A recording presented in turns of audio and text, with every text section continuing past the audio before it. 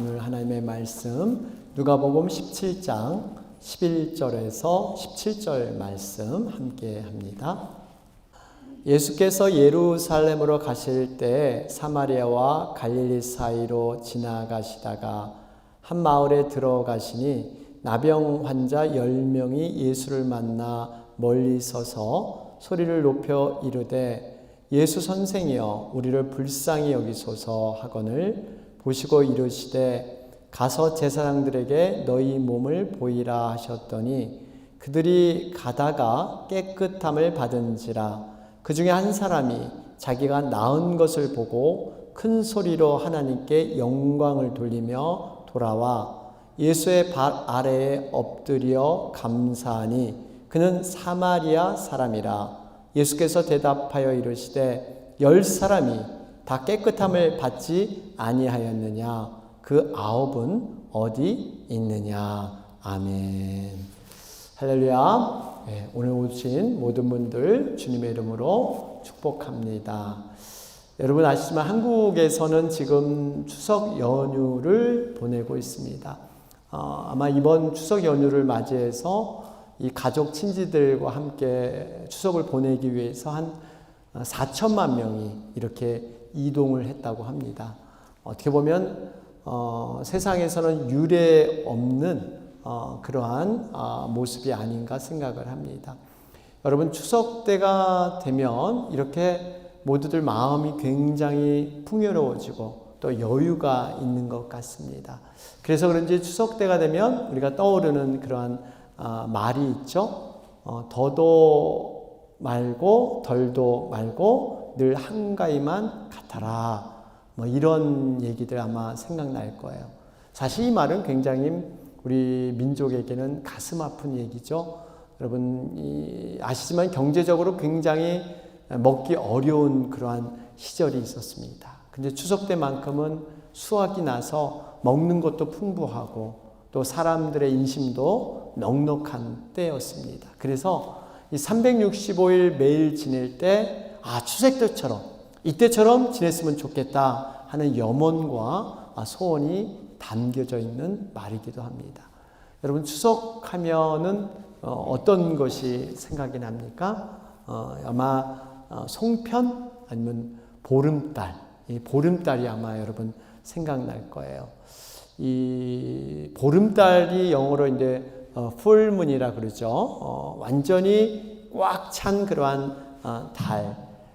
여러분 이걸 보면서 어떤 사람들은 행복과 소망 이런 날이 이렇게 꽉 찬 것처럼 이렇게 됐으면 좋겠다 하는 그런 바람들이 있습니다.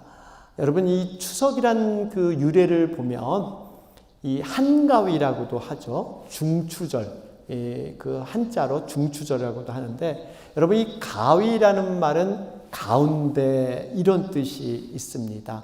그러니까 한가위는 가을의 정중앙, 한자어로 그래서 중추절, 가을의 중간 이런 말을 쓰는데요.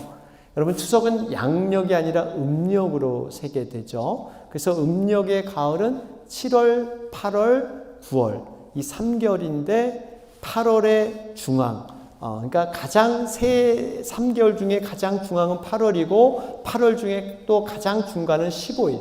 여러분 그래서 음력 8월 15일이 바로 추석 한가위가 되게 됩니다.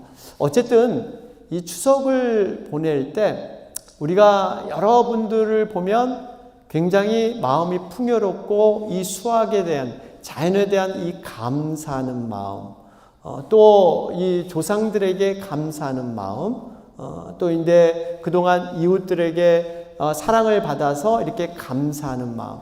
어떻게 보면 추석을 보낼 때 어떤 키워드, 추석의 단어를 쓴다면 이 감사라는 이러한 결론을 우리가 낼 수 있지 않나 생각을 하게 됩니다. 이런 의미에서 저는 이제 우리 추석 명절을 돌아보면서 우리가 해야 할 것은 아마 좀 감사에 대한 이러한 것들을 우리는 좀 생각해 보지 않나 이런 생각을 하게 됐습니다. 여러분 우리 보통 사람들이 사용하는 이 단어 수가 있다고 합니다. 여러분들이 우리가 이렇게 쓰는 단어에 이 수가 있는데 이 남성과 여성을 비교해 볼 때 여성들이 훨씬 그 단어 사용이 많다고 합니다. 어느 정도 이 여성들이 단어 사용 수가 많으냐면 남성은 보통 7,000 단어, 남성은 이렇게 하루에 7,000 단어를 사용한다면 여성은 한 어느 정도일 것 같아요? 3배나 더 많은 한 2만 단어를 사용한다고 합니다. 그래서 그런지 이 언어를 배우는 그 능력이나 익히는 것은 남성보다 여성이 더 빠르지 않나 이런 생각을 하게 되죠. 근데 여성분들 참 단어가 굉장히 아는 게 많아서 말이 많으신 거예요. 말이 많은 게 나쁜 게 아니라 아는 단어가 많다 보니까. 그래서 여성분들 그러잖아요. 흔히 전화로 한참 얘기를 하고 우리 전화로만 얘기하지 말고 얼굴 보고 얘기하자. 그래가지고 근데 커피숍에서 만나서 또 커피숍 문 닫을 때까지 또 한참 얘기하잖아요. 우리 못다한 얘기는 다시 전화로 하자. 그래서 또 전화로 또 한참 얘기하고 하실 말이 많으세요. 그런데 이게 여러분 왜 그러냐면요. 근데 그 정신심리학자가 분석을 했는데 보통 남자 뇌와 여자 뇌를 비교했을 때 남자 뇌가 크대요. 용량이 더 많다고 합니다. 그런데 특이하게 이 감정 부분, 이 감정 처리와 기억을 담당하는 부분은 여성들이 특이하게 크대요. 그러니까 마치 감정 처리를 위해서 여성분들은 8차선 그런 프리웨이를 갖고 있다면 남성분들은 조그만 이 시골길 하나, 좁은 그러한 길 하나 갖고 있는 이 정도의 비교가 된다고 합니다. 그러니까 결국엔 많은 감정이 있으니까 그것을 단어로 이렇게 다채롭게 여러 가지로 설명하기 때문에 말이 많을 수밖에 없다. 이렇게. 그러니까 신체적인 특성 때문에 그런 거예요. 그러니까 우리가 여성분들 말을 많이 할 때 이해해야 될 줄로 믿습니다. 그게 신체적인 특성이에요. 어쩔 수 없는 많은 그런 그 용량이 있다 보니까. 근데 여러분 이렇게 남성분들이 2만 단어, 여성분들이 2만 단어, 남성분들이 한 7천 단어를 하루에 사용하는데 이 단어 가운데 우리가 감사라는 말을 얼마나 하루 가운데 사용할까? 여러분 몇 번이나 하루에 감사하다 이 말을 여러분 사용하고 계십니까? 한번 좀 돌아봤으면 좋겠어요. 그러면 어떤 분은 또 이런 이런 질문을 하실지 모르겠어요. 목사님, 예전에는 내가 참 좋은 일들이 많아서 정말 주변에 일어난 일들이 참 괜찮아서 감사한 일을 많이 하고 감사 생활을 했는데 요즘 이상하게 힘들어요. 주변에 일어나는 일들이 별로 내 마음에 탐탁한 것도 없고 내 계획도 잘 이루어지지 않은 것 같고 그러다 보니까 예전만큼 내가 감사 생활을 못합니다. 이런 분이 계실지 모르겠어요. 여러분, 감사는 정말 환경과 조건이 조성돼야만, 좋아져야만 감사할 수 있는 것일까요? 꼭 그렇지는 않은 것 같습니다. 어떤 분을 보면 남들이 부러워하는 환경과 조건을 다 갖췄어요. 나도 정말 저 정도 됐으면 좋겠다 하는데 그 안에는 감사할 줄 모릅니다. 감사가 없어요. 마치 물고기가요. 물속에서 자유롭게 살면서 물에 대한 감사를 모르고 삽니다. 공중의 새들이 하늘의 공기를 마음껏 호흡하며 자신이 원하는 대로 날아다니면서 정작 공기의 소중함을 모르는 것과 같습니다. 여러분, 감사 생활은 환경과 조건의 문제가 아닙니다. 환경과 조건보다 더 중요한 것은요, 마음의 태도고 마음의 자세인 줄로 믿습니다. 단순히 겉으로 드러난 환경과 조건, 여러분 이것 갖고 우리는 다 가늠할 수가 없습니다. 한 좋은 예로 이런 걸 예를 들 수 있어요. 여러분 감옥과 수도원의 이 차이를 여러분 아세요? 이 감옥과 수도원의 공통점을 여러분 아십니까? 공통점은 뭘까요? 자유가 제한되어 있고 갇혀 살아있는 곳이고 단체 생활로 엄격한 규율과 규칙이 있는 곳. 겉으로 보면 굉장히 흡사한 이러한 조건과 환경이 있습니다. 겉으로 보면 굉장히 비슷해요. 그런데 여러 가지 그러한 차이가 있는데 이 감옥과 수도원의 차이가 있다면 대표적으로 이런 걸 뽑을 수가 있습니다. 여러분, 감옥은 고민하는 곳이다. 그리고 수도원은 감사하는 곳이다. 이런 차이를 우리가 들어볼 수가 있어요. 여러분, 사람이 똑같은 사람인데 어떤 사람은 아직까지 삶이 불완전한 여러 가지 죄인의 모습을 하면서 늘 불안해하는 사람. 여러분, 이런 사람이 있는가 하면 어떤 사람은 정말 믿음으로 하나님의 자녀로 주어진 상황에서 감사하며 사는 사람. 두 종류가 있습니다. 그런데 이 죄인과 같은 사람이 수도원에 들어가게 되면 고민하는 감옥처럼 이 감옥의 환경에 갇혀서 살아간다는 거예요. 반대로 이렇게 믿음의 사람이 감옥에 들어가게 될지라도 감옥 속에서 수도원처럼 이렇게 감사하며 살아갈 수 있다는 것입니다. 결국 무슨 의미예요? 감사의 생활은 어떤 그 환경에 있는 것이 아니라 내 마음 가운데 무엇을 따라가느냐, 내 마음의 기준이 어떻게 흘러가느냐에 따라서 달라질 수 있는 줄로 믿습니다. 여러분, 그렇기 때문에 우리의 마음을 어디에 두느냐, 여러분, 이 마음을 잘 관리해야 될 줄로 믿습니다. 그래서 말씀에 이 모든 생명의 근원은 이 마음에서 나온다 그러잖아요. 생명의 근원, 살고 죽는 아주 절대적인 중요한 것인데 환경과 조건이 아니라 마음에 있다는 거예요. 천국이 여기 있느냐 저기 있느냐 제자들이 물을 때 이미 도래했다. 네 마음속에 이미 천국이 있다. 여러분, 우리 마음에 정말 천국을 경험할 수도 있고 지옥을 경험할 수 있다는 겁니다. 아무쪼록 정말 하나님이 주신 놀라운 믿음의 능력을 통해서 우리가 천국을 바라보는 우리가 되시기를 바랍니다. 성경에서 말하는 이 감사는요, 세상이 말하는 감사와 분명히 다릅니다. 환경과 조건이 좋아져서 하는 감사, 세상적인 감사입니다. 그런데 우리에게 주신 하나님의 특별한 선물이고 특별한 능력이 있습니다. 성령님을 통해서 상황과 조건을 뛰어넘어서 고백할 수 있는 것, 이것이 감사의 능력인 줄로 믿습니다. 감사를 고백하는 사람은요, 사실 이게 사람의 힘으로 하는 것 같이 입술을 통해서 고백하는 것 같지만 하나님께서 주시는 평안, 하나님께서 주시는 그 동행을 통해서 감사를 고백하게 된다는 겁니다. 여러분, 하나님께서 원하시는 진정한 기도가 뭘까요? 하나님이 가장 기뻐하는 기도는요, 우리의 소원을 간구하고 문제 해결을 위해서 기도하는 것보다 감사의 기도에 있습니다. 왜 이 감사의 기도를 하나님 기뻐하시는지 아세요?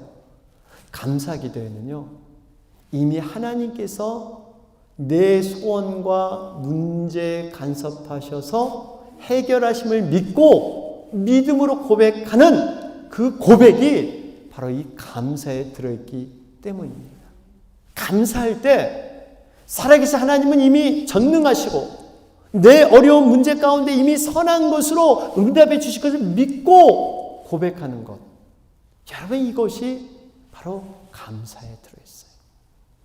감사는 어떻게 보면 하나님을 우리의 가장 선한 존재로, 우리의 가장 좋은 부모님으로 인정하는 것이 여기에 들어있습니다. 여러분, 우리 자녀들을 보면 이 어릴 때 자녀, 물론 지금 커서는 아니에요. 많이 애들도 머리가 크니까. 그런데 어렸을 때는 이 부모가 세상에서 무엇이든지 최고로 알았던 그러한 시대가 있었어요.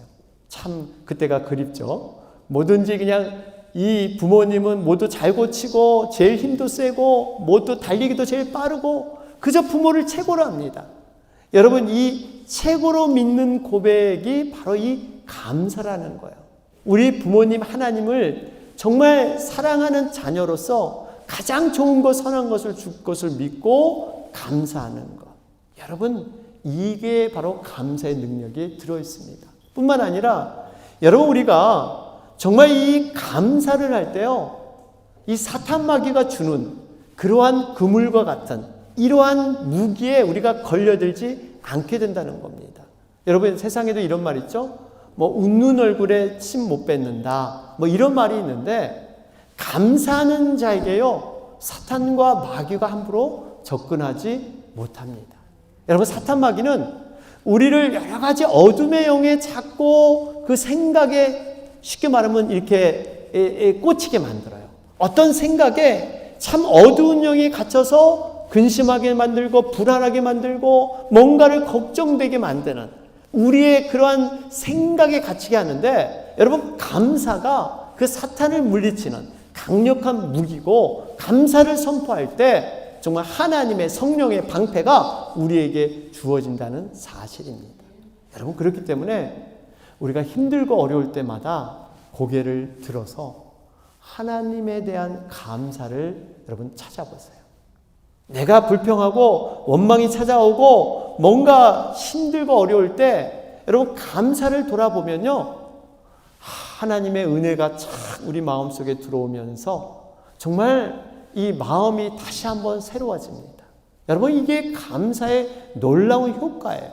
그래서 우리가 어찌하든지 이 감사를 통해서 하나님과 이렇게 가까워질 수 있어요. 감사하는 자는 하나님이 가까이 하신다는 의미예요. 불평과 원망이 있는 자는 하나님이 멀어진다는 의미가 그 속에 들어있습니다.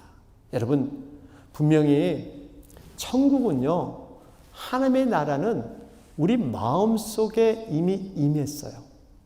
여러분, 우리가 눈에 보이는 외형적인 것, 이런 세상의 것들은 분명히 변하고 분명히 이것은 변질될 수밖에 없는데, 우리 마음 중심으로 하나님과 이렇게 대화를 나눌 수가 있어요. 여러분, 하나님 앞에 나올 때 이 마음 중심을 하나님을 이렇게 마음속으로 들여다보십니다. 우리 마음의 태도, 마음의 중심의 씀씀이, 마음의 그런 모양들을 하나님의 이 마음속으로 통하기 때문에 우리 마음 중심을 돌아보고 계세요. 그래서 우리가 마음에 진정으로 하나님을 존중히 여기며 정말 그러한 태도로 나가는 것이 감사의 마음입니다. 특별히 여러분, 예배 드릴 때 제일 하나님이 원하시는 마음이 있는데 그 마음이 바로 감사의 마음이에요. 한번 말씀을 보실까요? 시편 50편 8절 말씀을 보실까요? 여기 보시면 보세요.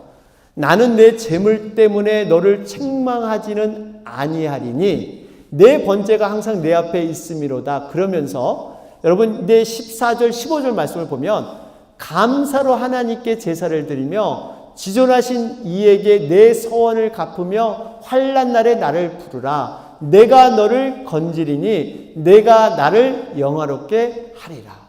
여기 보니까요, 하나님께서는 지금 내 재물 때문에 너를 책망하지 않는데요, 우리가 하나님 앞에 나가는 이 재물보다 진정한 하나님이 원하시는 것은 감사로 하나님께 제사 드리는 이 마음, 감사로 드리는 이 마음을 하나님은 그토록 원하신다는 겁니다.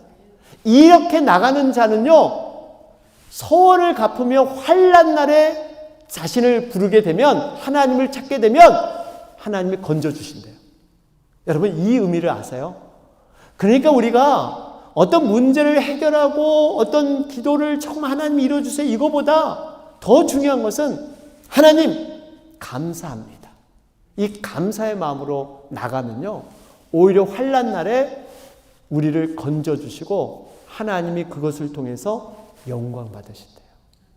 여러분, 우리가 재물이 중요한 게 아니라 진정한 감사, 이 감사를 우리가 붙들게 될 때 어떤 상황에서도 우리는 패배해서 넘어지지 않고 반드시 하나님이 건져주시는 그러한 승리를 누리게 될 줄로 믿습니다.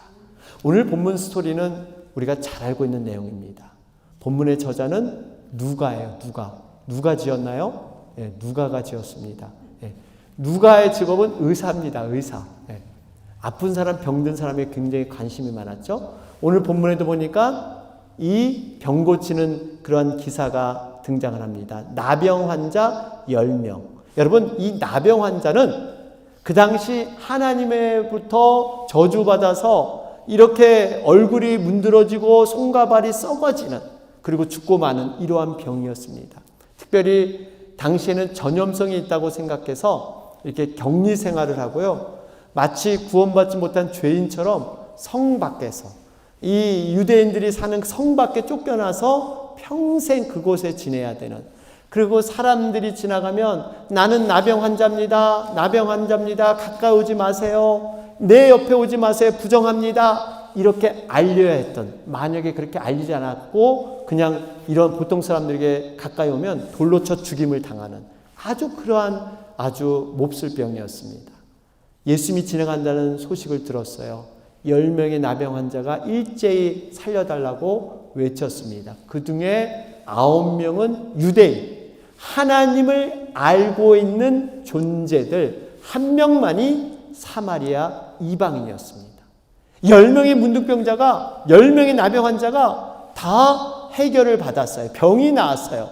그런데 딱 한 명만이 바로 예수님 앞에 나와서 감사를 고백하게 됩니다. 9명의 유대인들은 병이 나으니까 모두 자기 집으로, 자기 친구 만나러 다 뿔뿔이 흩어졌지만 오직 한 명, 이방인 바로 사마리아인만이 바로 감사를 고백하고 있습니다. 왜 이 9명은 똑같이 병이 나았는데 왜 주님께 감사를 고백하지 못했을까? 우리는 이 한 명의 사마리아인을 통해서 우리도 동일한 이러한 어려움을 겪고 동일한 문제를 가지고 이렇게 살아가는 인생인데, 과연 우리들은 어떻게 하기 때문에 감사를 드릴 수 있는가? 우리는 왜 감사해야 하는가 하는 말씀을 우리가 함께 나누고자 합니다.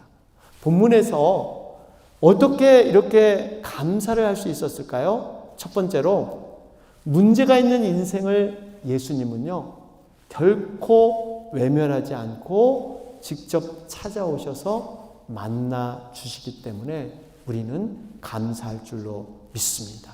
여러분, 우리에게 이 의미는 굉장히 위로와 소망이 되는 겁니다. 여러분, 우리 자신을 한번 돌아보세요. 우리 자신이 너무 정말 세상에 문제가 없고 우리가 연약하지 않고 어떤 어려움이 없고 부족함이 없다면 우리가 하나님을 제대로 만날 수 있었을까요? 여러분, 없습니다. 우리 아마 미국에 오신 대부분 분들은 과거 이 한국에서 나름대로 참 이렇게 세상적으로 잘 나가신 분들, 나름대로 성공을 해보신 분들, 이런 분들이 많이 계십니다. 그런데 이 낯선 미국 땅에 살다 보니까 여러 가지 예상치 않은 어려운 상황들, 이런 어려움을 만나게 됩니다. 그런데 돌아보면 그때는 힘들었지만 이 어려움 때문에, 이 문제 때문에 우리는 하나님을 만날 수 있었다. 하나님은 결코 우리를 외면하지 않는 줄로 믿습니다. 우리가 이 원리를 깨달을 때 내게 연약함이 있고 내게 부족함이 있다는 것, 여러분, 이거 창피한 거 아닙니다. 열등한 거 아니에요. 오히려 사도 바울은 나에게 이런 육체의 가시, 내가 연약함이 있기 때문에 오히려 자랑하며 내 연약함 가운데 강함으로 역사하시는 그 예수 그리스도, 그분이 있기 때문에 나는 오히려 자고하지 않고 교만하지 않고 오히려 하나님 앞에 더 겸손하게 서는, 그래서 주님의 능력이 항상 내 안에 머문다. 여러분, 이게 바울의 고백이지 않겠습니까? 그래서 여러분, 때로는 우리에게 고난이 있을 때 여러분 이걸 기억하세요. 이 고난은 결코 우리를 힘들게 하거나 망하게 하려는 고난이 아니다. 하나님께서 뭔가 예비하신 복을 내리시고 하나님을 더욱더 깊이 경험하기 위해서 하나님의 축복의 확성기다. 이게 고난이란 뜻이 있지 않습니까? 여러분, 우리가 살아있기에 여러 가지 문제와 고통이 있습니다. 살아있기에 그래요. 여러분, 바라기는 정말 하나님께서 우리의 문제를 간섭하시고 외면하지 않으신다. 여러분, 이것을 기억했으면 좋겠습니다. 이런 의미에서 여러분, 감사는 어떠한 사건을 만날 때 그 사건을 해석하는 능력이에요. 동일한 사건을 만나도 어떤 사람은 해석이 달라요. 근데 그 해석을 어떻게 보느냐, 생각의 변화를 가질 때 여러분 드디어 새로운 세계, 감사의 세계를 우리는 경험하게 될 줄로 믿습니다. 빌립보서 4장 6절 7절 말씀이죠. 여러분, 이 말씀 아무것도 염려하지 말고 다만 모든 일에 기도와 간구로 너희 구할 것을 뭐로 알아요? 감사함으로 하나님께 아뢰라. 그리하면 모든 지각에 뛰어난 하나님의 평강이 그리스도 예수 안에서 너희 마음과 생각을 지키시리라. 여러분, 평강, 하나님의 평강이 임한대요. 여러분, 이것만큼 우리가 감사한 게 있을까요? 아무리 부귀영화를 누려도 이 평강이 없으면요, 여러분, 돈 많으면 뭐예요? 그 돈 많은 것 때문에 지키려고 불안하고, 내가 탑이 됐어요. 그렇게 원하는 정말 이 높은 그러한 리더가 됐는데 여기서 떨어질까봐 이 불안한 거예요. 거기서 그냥 은퇴 당할까봐 불안한 거예요. 여러분, 하나님의 평강이 가장 큰 축복인 줄로 믿습니다. 두 번째, 우리가 감사할 수 있는 이유는요, 예수님이 친히 우리 인생을 주목하고 친히 해결해 주시기 때문입니다. 친히 해결해 주세요. 예수님이 우리를 그냥 아는 걸로 그치는 게 아니라 친히 그 일을 간섭해서 선한 길로 인도해 주세요. 여러분, 지금 사마리아 길로 예수님이 가셨어요. 사마리아는 어떤 곳이냐면 사람들이 가기를 꺼려하는 아주 버림받은 장소였는데 그 사마리아 땅에서도 나병 환자, 여러분, 그 지역에서도 정말 버림받고 천대받는 사람 취급하는 이러한 나병 환자를 예수님이 만나 주셨어요. 그리고 본문 14절에 보니까 보시고 가라사대 가서 제사장들에게 너희 몸을 보이라. 여기 주목할 게 보시고, 이 보시고예요. 보시고. 이 지금 보셨다는 것은 이 예수님이 이들의 아픔과 이들의 문제를 정말 자기의 아픔처럼 안타까워하시며 해결하기 위해서 이렇게 보신다는 의미가 있습니다. 10명을 주목하셨어요. 여러분, 10명이 목숨 걸면서 정말 이 외치는 소리가 사람들은 들리지 않았을까요? 목이 터져라고 그렇게 외쳤어요. 한 명만 질러도 아마 들렸을 텐데 다른 사람은 안 들렸습니다. 오로지 우리 주님만이 주목했다는 사실이에요. 여러분, 사람이 우리를 주목하는 것보다 하나님이 우리를 주목해 주시는 것, 우리를 보시면 여러분, 우리의 문제는 다 눈 녹듯이 녹을 줄로 믿습니다. 우리의 소리를 다 들으세요. 우리의 작은 신음소리도 들으신대요. 우리가 속으로 읊조리는 소리도 우리 주님은 들으실 줄로 믿습니다. 우리가 말하지 않은 생각조차도 마음만 먹어도 이미 우리 주님은 알고 계세요. 이게 얼마나 감사한지 몰라요. 여러분, 그렇기 때문에 우리가 하나님은 우리에게 선한 길로 해결하시는 분이다. 여러분, 이것을 기억하시기 바랍니다. 마지막으로 우리가 감사할 수 있는 것은요, 현재 감사할 수 있는 형편이 있고 감사한다는 그 자체가 또 감사해요. 감사한다는 그 자체가 또 감사합니다. 명심보가 보면 이런 말이 있어요. 몸에 한 가닥 실오라기를 감았거든 항상 배짜는 여인의 수고를 생각하라. 여러분, 실오라기 하나라도 거치면 이 배짜는 여인의 수고, 또 하루 세끼 밥을 먹거든 농부의 노고를 생각하라. 이런 말이 있습니다. 여러분, 우리가 이 밥을 먹잖아요. 이 모든 것들이 다 수고와 감사의 손길을 통해서 이루어진다는 사실입니다. 결국 우리가 살아가는 이 자체가 사실 기적이고 놀라운 그러한 능력의 삶을 살고 있는 줄 믿습니다. 우리가 편히 살아가는 것이 거저 주어진 것이 아니고 우연히 주어지는 것이 아니고 어제 일이 오늘 당연히 일어나고 오늘 일이 내일 당연히 일어나냐? 여러분 아무도 모릅니다. 결코 이건 장담하지 못해요. 여러분 우리가 일주일 뒤에 누구와 약속했다? 한 달 뒤에 누구와 약속했다? 여러분 장담하지 못합니다. 그저 그렇게 만나기를 소원하고 생각할 뿐이지 어떻게 될지 누가 알아요. 하루하루 이게 살아가는 게 기적이고 능력인데 우리는 그 감사를 잃어버리고 사는 경우가 참 많습니다. 여러분 이 본문에도 그랬잖아요. 오직하면 이 예수님이 9은 어디 있느냐? 이 9은 어디 있느냐? 여러분 이 말은 우리 주님이 너무나 안타까운 마음이에요. 내가 정말 이 9, 병 나은 이 9, 왜 너희들 병 나은 걸로만 만족을 하느냐? 너희들이 그것을 감사하면 내가 준비한 더 큰 감사가 있는데 더 큰 것을 너에게 주려고 하는데 너희들 9은 다 어디 갔니? 왜 한 명만 나를 찾아왔니? 여러분 그 한 명은 어떻게 됩니까? 자기 병만 고침받은 게 아니라 영원히 구원받은 줄로 믿습니다. 여러분 생각해 보세요. 병은 고침받으면요 잠시 10년, 20년 조금 연장할 뿐이에요. 여러분 그렇지 않아요? 내 병이 나았다? 그 사람 평생 안 죽습니까? 언젠간 죽어요. 근데 몇 년 연장할 뿐이지 더 중요한 것은 영원한 생명을 얻는 겁니다. 영원한 세계를 얻는 게 더 큰 선물인 줄로 믿습니다. 결국 이렇게 감사를 고백하면 더 놀라운 복을 줄 텐데 선물로 줄 텐데 왜 그걸 알지 못하고 그저 병 나았다고 그거 하나 좋다고 부스러기 뭐 하나 얻었다고 그냥 날뛰고 이제는 그 감사를 주실 그 대상도 잊어버리고 그냥 자기 일에 빠져서 이 9명 그랬다는 거예요. 여러분 감사의 그런 원리는 마치 눈덩이를 굴리는 원리와 같습니다. 어렸을 때 여러분 눈덩이, 눈사람 만들어 보셨잖아요.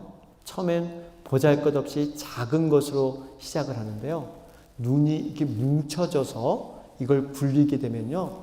점점 이 눈덩이가 커지게 됩니다. 바로 이런 원리예요.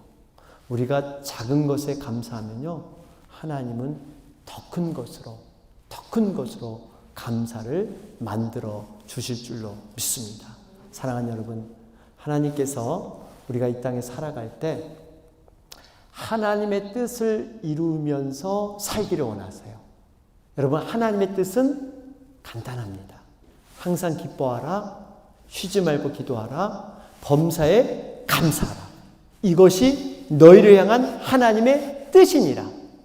항상 기뻐하고 쉬지 말고 기도하고 범사에 감사하는 거예요. 범사에 감사. 감사는 어떤 상황과 사건의 결과가 좋아서 하는 감사가 아니라 주어진 형편에서 때로는 우리가 원하지 않는 상황이 될지라도 감사한다면 그 감사를 하나님은 진정한 감사로 여길 줄로 믿습니다. 결론을 맺겠습니다. 우리가 추석을 맞이해서 더도 말고 덜도 말고 늘 한가위만 같아라. 이 풍성한 만족한 행복을 누리는 삶. 여러분 이것을 1년 내내 사람들은 누리길 원합니다. 그러면 우리들이 이렇게 더도 말고 덜도 말고 늘 충만한 행복, 은혜를 누릴 수 있는 비결이 뭘까요? 바로 감사 생활인 줄 믿습니다. 감사 생활을 할 때 매일같이 기쁨과 행복과 정말 만족의 삶이 일어난다는 겁니다. 나의 나된 것이 바로 하나님의 은혜입니다. 초막이나 궁궐이나 우리가 초막, 궁궐 환경은 언제든지 변화될 수 있습니다. 우리의 육신은 날마다 세월이 감으로 점점 무너질 수 있습니다. 그러나 초막이나 궁궐이나 환경이 변할지라도 내 주 예수 모신 곳 그것으나 하늘나라 우리가 예수님을 모셨다면 어떤 환경이 변화가 돼도 그분과 동행하며 그분과 함께 정말 더불어 살아갈 때 정말 모든 것은 감사로 우리는 고백할 수가 있는 겁니다. 아무쪼록 오곡백과가 익어가는 가을의 문턱에서 이 추석의 연휴를 보내면서 우리는 하나님의 은혜를 기억하며 지금까지 지내온 것 하나님의 은혜입니다. 은혜입니다. 여러분 이 은혜를 고백하는 여러분과 제가 되길 주님의 이름으로 축원합니다. 아멘.